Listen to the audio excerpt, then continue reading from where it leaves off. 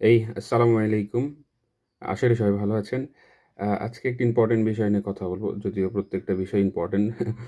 পর্তুগালে আসতে যখন আসতে চান আপনি কি আপনার স্পাউস নিয়ে আসতে পারবেন কিনা? এই প্রশ্নটা অনেকের থাকে। তো আজকে চেষ্টা করব এইটা নিয়ে একটু ছোট করে কথা বলার জন্য।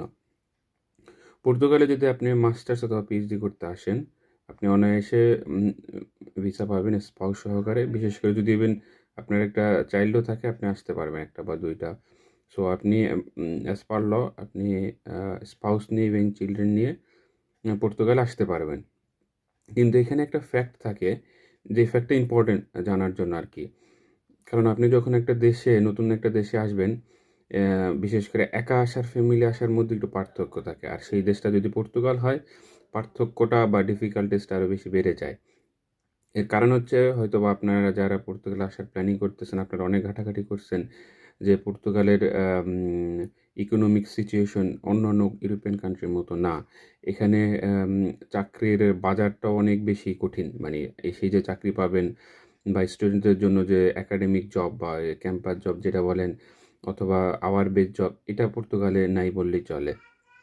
আরেকটা সমস্যা হয়, যেহেতু আমরা ধরেন বাংলাদেশ থেকে যখন আসবো, অবশ্যই আমরা পর্তুগিজ ভাষা জানি না। সো ভাষা না জানলে জব পাওয়াটা একটু ডিফিকাল্ট। এখন সেক্ষেত্রে যদি আপনি বাংলাদেশ থেকে আপনি একা না এসে আপনার ফ্যামিলি নিয়ে আসেন, সেই ফিন্যান্সিয়াল ক্রাইসিসে পড়ার একটা খুব বড় ঝুঁকি থেকে যায়। এখন এইরকম যদি মনে হয় যে না, আপনার আল্লাহর রহমতে খুব ভালো ফিন্যান্সিয়াল স্ট্যাবিলিটি আছে, যে আপনি এট লিস্ট ১ বছর ফ্যামিলি নিয়ে চলতে পারবেন। তো সেক্ষেত্রে হয়তোবা আমি ওয়েলকাম করব যে আপনি ফ্যামিলি নিয়ে এপ্লাই করেন। আদারওয়াইজ সবচেয়ে বেশি উত্তম হয় যে আপনি আসলেন, পিএইচডি, মাস্টার্স, ব্যাচেলর যাই বলেন, আসলেন, এসে ১ টা বছর পর্তুগাল এনালাইসিস করলেন।